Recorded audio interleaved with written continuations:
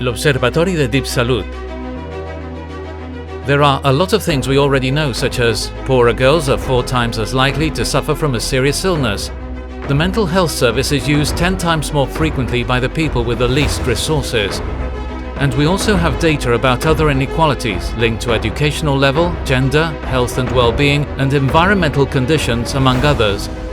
We know there are things that we don't know, such as the poverty rate by municipalities, risky alcohol consumption among young people, and neither do we have data that would help us to evaluate happiness, health problems derived from climate change, the distribution of resources, social exclusion, vulnerabilities, the perpetuation of poverty, and so on. And we also know that there are things that we'd like to know, such as the rates of early leavers from education and training by municipalities, the differences between causes of death, air contamination in the villages, in the mountains and on the coast. This information serves to mitigate social fracture.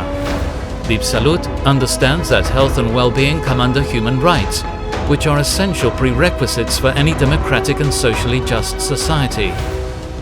Inequalities are unjust because human beings are not being treated with the same level of dignity. They are unnecessary because they are superfluous to our needs and bring no positive benefits, and they are avoidable because we have enough tools and resources to eradicate them.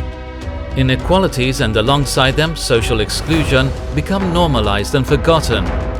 Measuring and monitoring them helps keep them in the spotlight. Here at Observatori de Salut, we can help create socially healthy and environmentally sustainable environments. We want to help deploy the United Nations Agenda 2030 because we agree that it is a sustainable human development proposal based on human rights. Today's environments are dynamic, uncertain, and complex, which is why the use of information systems based on big data that enable us to guide public policies are becoming increasingly necessary.